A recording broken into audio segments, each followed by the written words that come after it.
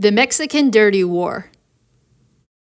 The Dirty War consisted of internal conflicts from the 1960s to the 1980s between the Mexican Institutional Revolutionary Party, aka the PRI, and left-wing students and guerrilla groups. Okay, so I'm going to start by introducing the different groups involved. The PRI was founded in 1929 by Plutarco Elias Calles, Mexico's paramount leader at the time and self-proclaimed supreme chief of the Mexican Revolution. Mexico was governed as a one-party state using corporatism, co-option, electoral fraud, and political repression in order to maintain control. Although the party represented a wide array of ideologies, it originated as a center-left party. During the Dirty War, they committed a number of atrocities, such as torture being used to get information from captured rebels and guerrillas about attacks and plans. This was done at detention centers, which became more systematic after the student uprisings. Also, a number of disappearances, about 1,200, and potential executions were also committed. Left-wing student groups. In 1968, there was a Mexican student movement appealing to the human rights and to upholding the 1917 Constitution. Despite their efforts towards a non-violent social movement, the government used violence to brutally suppress the movement.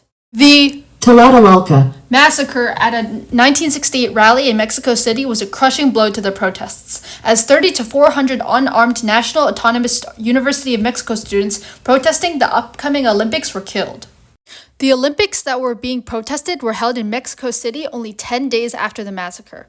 Another student protest was shut down in 1971 during the Corpus Christi massacre, when the Halcones, the state-sponsored paramilitary group, killed nearly 120 demonstrators.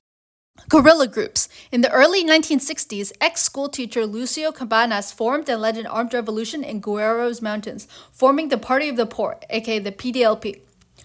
As a rural region, Guerrero had a big peasant population who were fed up with the oppressive government and the exploitative rich landowners. In a number of clashes with the Mexican government, both sides used indiscriminate force, which led to civilian collateral damage.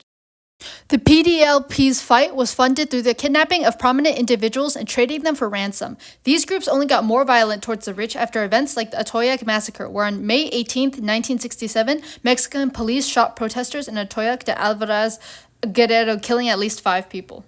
The PDLP gained nationwide attention for kidnapping prominent PRI leader Ruben Figueroa. Despite the group's efforts to negotiate his release and even managing to inspire many oppressed people, the PDLP's actions only managed to get them targeted and cracked down on more aggressively by the government, with Figueroa being released just months later. The September 23rd Communist League was a Marxist-Leninist urban guerrilla movement that emerged in the early 1970s. It was made up of mainly young, disenfranchised university students who saw no prospect of a peaceful resolution. The group's long-term objective was the elimination of the capitalist system and bourgeoisie democracy, which would be replaced by a socialist republic and the dictatorship of the proletariat. Now for some other key events. Mexico became part of Operation Intercept and Operation Condor in 1975 and 1978, which was developed to allegedly be an anti-drug measure.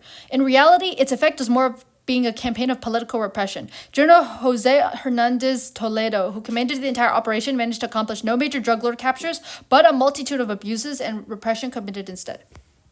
In 1978, the Mexican government legalized left-wing political parties, such as the Communist Party. The release of some imprisoned demonstrators and guerrillas ended some of the military struggle that was still happening. In 2000, Vicente Fox becomes president of Mexico, and is the first president not from the PRI, but instead from the National Action Party in 71 years. Judicial investigation into state crimes against political movements were finally opened, and Fox created the FEMOSPP, which revealed more about the conflict's history, but was unable to finalize prosecutions against the main instigators.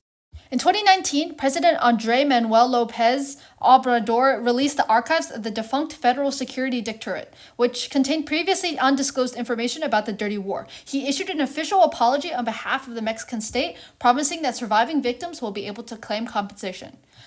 In summary, massacres are bad. Kidnapping makes a lot of money, and political versatility is always good. I hope you've learned something from this video, and if not, watch it again. Hey friends, so thanks for watching the video. These history videos are definitely a lot more work than my short story videos because I have to do a lot of research first, and also picking a topic is hard because I've been trying to go for more niche ones. So we'll see if I make another one soon, but please like and subscribe.